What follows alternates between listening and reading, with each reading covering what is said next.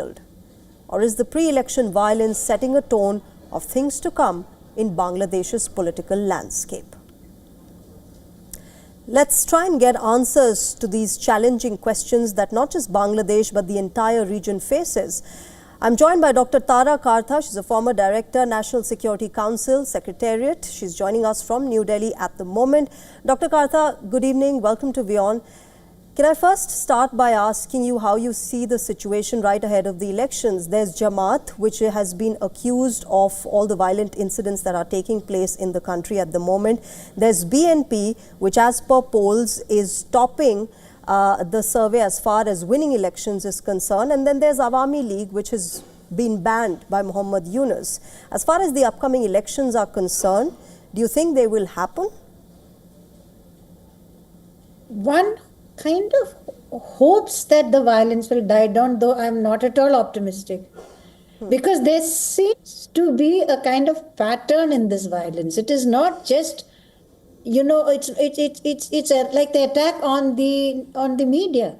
Why would anybody want to attack two of the leading newspapers here? Right? They are definitely not pro-India. They have been very critical of India in the past. So that shouting by the mob was absolutely erroneous. Who sent them there? Why is it that they started, this whole boiling point has been reached? I mean, before the election, we all expected that the issue of Hasina would be raised, that would be a prime point between all political parties. That was pretty certain. But now, where this killing of this Hadi himself, Osama Hadi, is perplexing. So there seems to be a deliberate attempt to incite violence. And now what you find is each one is sort of pointing fingers at the other. I think the NCP leaders are saying that the establishment has failed. Yeah. That they have a hand in it. So the BNP and Jamaat, like you said, are in full this thing. But I would, the kind of things I'm seeing is, like I said, is beyond the Jamaat is a pretty violent party. That's a given. But this is beyond even them. There's a lot of other groups, I suspect. We'll have to wait and see who are also involved in this. So I'm very, very, very pessimistic about elections. And therefore, Dr. Kartha, your response leads me to my next question. Who do you think is trying to set roadblocks for the upcoming elections or not let it happen at all? A lot of observers think it's Jamaat. Awami League says Jamaat and Muhammad Yunus have a nexus between them. Who, according to you, is trying to halt the elections? Can we put a finger on one political force? That would be little sort of speculative, but the point is that the Jamaat has never been able to win elections. It has never been able to. This time, I think they felt they had a far better chance of doing it because of the revolution, because of the fact that the whole, uprising against Hasina brought them much more into the limelight.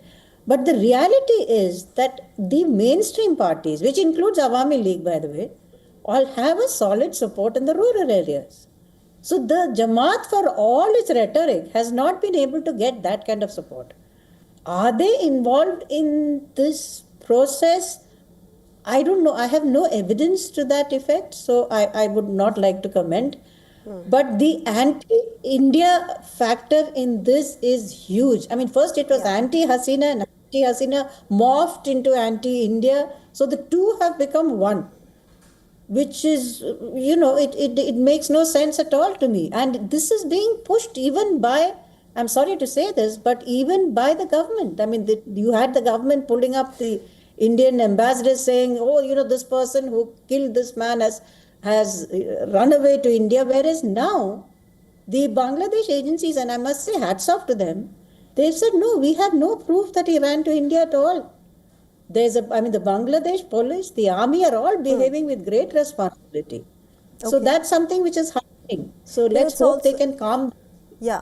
It's also interesting, Dr. Kartha, how the BNP and Jamaat at one point were allies in early 2000s when they'd formed the government, and now, of course, they're fighting against each other. But quickly, before I let you go, one last question. How do you see the Western embassies condoling and extending their condemnation of Osman Hadi's death and not saying a word on the violent attacks that have followed his death? I think it's pathetic. I'm not going to try to excuse this in any way. That you can, I mean, I'm sorry, Osman Hadi was a young man. He deserved to live. He was somebody who was, well, not exactly a youth icon, but one of the persons there. But yes, these are supposed to be democracies. Where is the condemnation of the attack on two major dailies? Where is the attack, against, this is pathetic. I don't know what else to say. Okay. All right, we'll leave it there. Dr. Tara Kartha, thank you very much for speaking with us at WION. And we'll have to wait and watch, of course, how Bangladesh crisis moves on from here and how these elections are consulted and, of course, carried out in Bangladesh next year. But thank you very much for joining us at the moment. Thank you. All right, let's move on and shift our focus to the United States of America. The Epstein files saga is far from over. The U.S. Department of Justice is facing flack for heavily redacting the released dossier on disgraced financier Jeffrey Epstein. Democrats and critics have slammed it as a cover-up. The Trump administration, on the other hand, has justified the information withheld as a protocol to protect the victims. Also requires us to protect victims. And so the reason why we are still reviewing documents and still continuing our process is simply that, to protect victims. So the same individuals that are out there complaining about the lack of documents that were produced on Friday are the same individuals who apparently don't want us to protect victims. The statute also requires us. Meanwhile, the Justice Department also addressed allegations of purposely redacting a photograph of Donald Trump included in the released cache of files. The conspicuously absent data on Trump in the dossier has not been unnoticed, especially by congressional lawmakers from the Democrat camp. The photo showed a desk with an open drawer containing a photo of Trump with various women, which was flagged by the Southern District of New York for review to protect potential victims. It was part of thousands of documents related to Epstein, who was a convicted sex offender who died by suicide in 2019. In a post on X, the Justice Department said that a photo of U.S. President Donald Trump, which was removed from the cache of Jeffrey Epstein files, was restored on Sunday after officials determined none of Epstein's victims were in the image.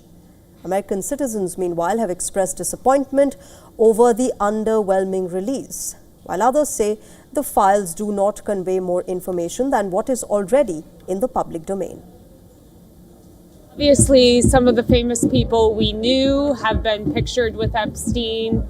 We already know of their relationship, so that hasn't really changed anything. But it hasn't answered the length of what has been going on behind the scenes. Well, I think it's pretty obvious to me that the delay had everything to do with Trump's Justice Department to redact anything and everything that would tell the truth about Trump and the files. So I think I'm not surprised. Every hour, every day, every week of a delay was to make sure that nothing in there would be known public about Donald Trump. Some Democrat lawmakers are contemplating on further action to pressure the Department of Justice and the Trump administration overall to release more information. According to reports, congressional Democrats Ro Khanna and Thomas Massie are mulling the possibility of impeachment proceedings, contempt, even criminal referrals for obstruction of justice for Department of Justice officials. Our correspondent Susan Tehrani is joining us live from New York on this. Susan, what is the kind of response that Trump supporters are giving? Clearly, this hasn't gone unnoticed with not just the Democrats, but his own supporters as well.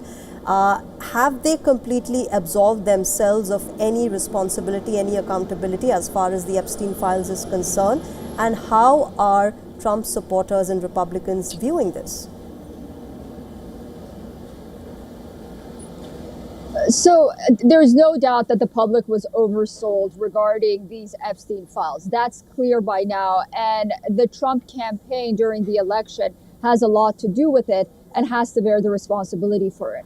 And the Trump administration now, the way they've been handling these files from the very beginning has been an abject PR failure and an insult to the intellect of the American public and those voters that, to a certain degree, the transparency of these files were important to, not to mention a slap in the face to the victims. But the way the Democrats are using this as political fodder, acting like they are holier than thou, is as bad, considering the fact that the bill that they passed, which was a bipartisan bill in Congress, they passed for these files to be released, had numerous loopholes for redactions in it. So the Justice Department can now come out and say that we're actually following that bill. The excuse that Ro Khanna and Thomas Massie brought was that the only way we could have gotten this bill passed was to put the authority of redactions in the hands of the Justice Department. And then when they are redacted, they come out for political gains and say that, the Justice Department isn't doing enough, there are too many redactions. Well, their own bill allowed the Justice Department for these redactions. So it just seems like a vicious cycle right now.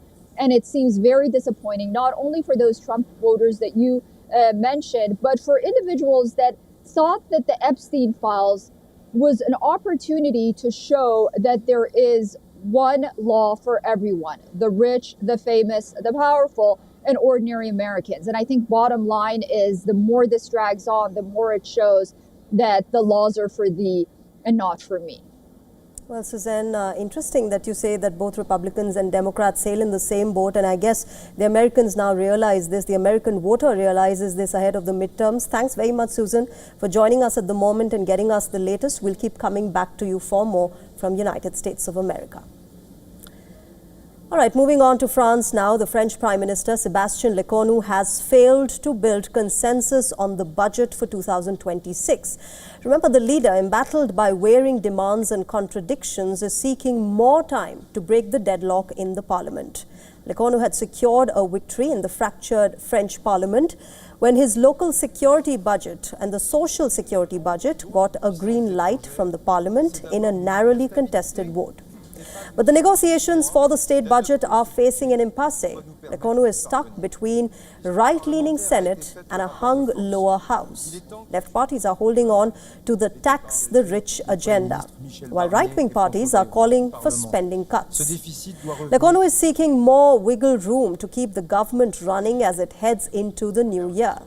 Just a short while back, he held a meeting with leaders across the political spectrum to pass an emergency law, a stopgap bill to be precise, till the 2026 budget is approved.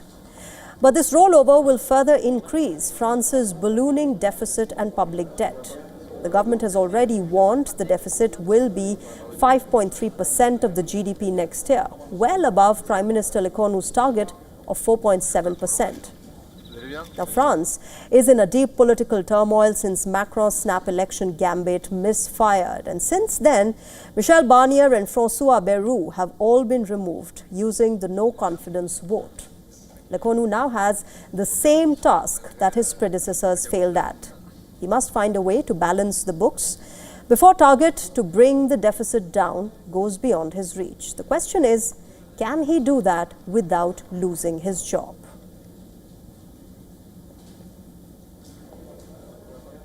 All right, let's get you an update from India. The power tussle continues in Karnataka Congress. Two political strongmen are claiming the remaining tenure of the Chief Minister's post. The battle of DK Shivakumar and incumbent Chief Minister Siddaramaiah has now reached New Delhi, where the Congress High Command will take a final call. Karnataka Chief Minister Siddaramaiah has pushed the ball into Congress top leadership's court.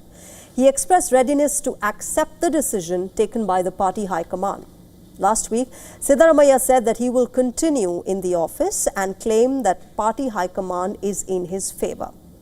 Congress President Mallikarjun Kharge claims that there is no confusion at the top. In fact, Kharge said that the party high command is clear on who should be the CM of Karnataka.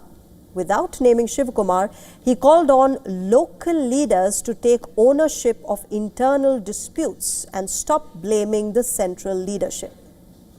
Remember, this tussle dates back to 2023, when both leaders staked claim on the chief ministership after the party clinched a victory in the assembly elections. Tensions reportedly eased after the party promised 2.5 years of rotation chief ministerial tenure to both the leaders. Under this agreement, Siddaramaiah became the Chief Minister and D.K. Shivakumar was given the post of Deputy CM with prime cabinet portfolios. But D.K. Shivakumar has now clarified that he will accept the decision by the party high command. The party president Mallikarjun Kharge, parliamentary party chairperson Sonia Gandhi and the leader of the opposition in Lok Sabha Rahul Gandhi are all central figures in the Congress high command. All eyes are now on 10 Janpath, the official residence of Sonia Gandhi, D.K. Shivakumar or Siddaramaiah. Well, the continuation or change of guard, it all depends on who gets the backing from the Congress hierarchy. However, there is no word as of yet from Sonia Gandhi herself. And for more details, our principal correspondent Siddharth MP has sent us this report. Take a look. In recent months, there's been growing speculation that there will be a leadership change in Congress-ruled Karnataka. The murmurs have pointed out that D.K. Shivakumar will be elevated as Chief Minister. He's right now Deputy Chief Minister, but it is being said that he could replace the sitting Chief Minister, Siddaramaiah. In fact, Shivakumar has maintained a strategic silence in this matter. And of course, the Congress leadership also has said that nobody is bigger than the party. And in fact, Congress chief and Karnataka veteran, Congress veteran Mallikarjun Kharge has also said that the issues at the state level must be resolved at the state level. And he said that the confusion and the disputes at the state level must not be blamed on the Congress central leadership or the Congress high command. Kharge also mentioned that nobody is bigger than the party and nobody should take undue credit for their contributions to the party, and the party's success is because of the cadre and the rank and file of the party. Further, now Chief Minister Siddaramaiah has also echoed a similar view, and he says that he will abide by what the Congress High Command and what exactly Rahul Gandhi, the national leader of opposition and Congress leader, says. He says that he will only go by what the High Command says, and then everybody should abide by that particular decision.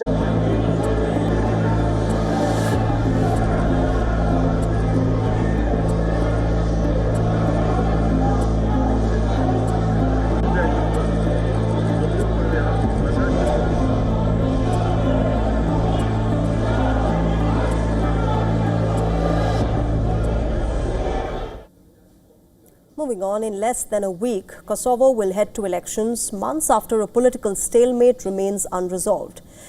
This will be the second time this year that voters of the Balkan country will be heading to polling stations. Elections last took place in February this year, but Albin Kurti, who is currently the caretaker Prime Minister, failed to form a coalition government.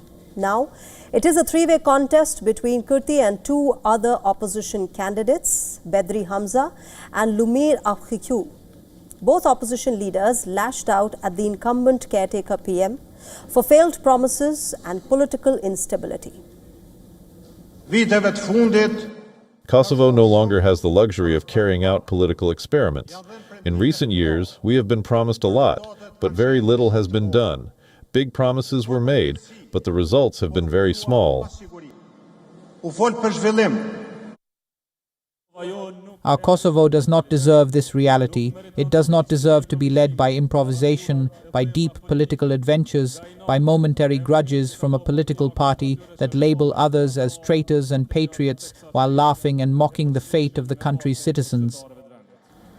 For Kosovo's citizens, there is rising concern about the country's political climate, especially frequent elections. It is not good that elections are being held so frequently. It would be better for them to sit down, come to an agreement, and then have a government for a longer period of time. After all, the people go out, vote, and choose the person who should stay in power. And with that, it's time to wrap Race to Power Up, but news and updates will continue on WION. Thank you very much for joining us tonight. Bye-bye.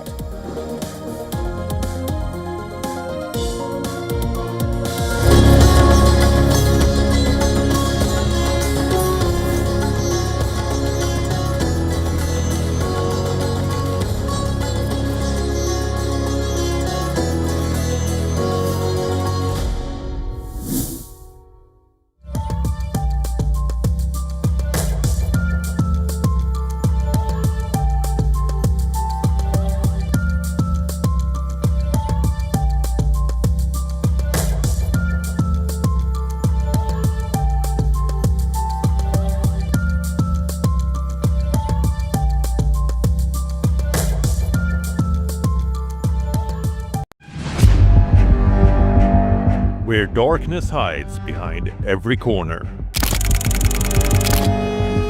Where the truth is stranger than fiction. A show that dives deep into the stories which shock and mystify. Unsolved murders. Psychopaths who defy explanation. International war crimes. And millions swindled in financial fraud. The victims, the accused, and the sinister plot. Prime Crime is your front row seat to darkness.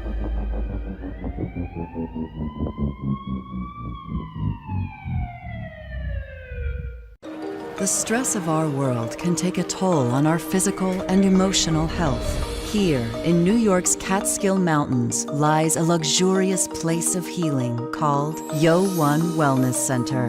The WION Wellness Center provides 500,000 square feet of natural methods to manage diabetes, hypertension, chronic pain, obesity, depression, anxiety, and other conditions. We use the traditions of centuries-old natural science from India, yoga, Ayurveda, acupuncture, and naturopathy in personalized programs that help you take charge of your own health. A minimum 5-day stay is recommended for best results. Book now at yo1.com. From the bustling trading floors of Wall Street to the vibrant exchanges of Asian stock markets, WION breaks it down for you to make sense of what's happening. As we reveal the key factors behind events, strategic battles, and the game-changing business decisions that shape the world. We bring you all of this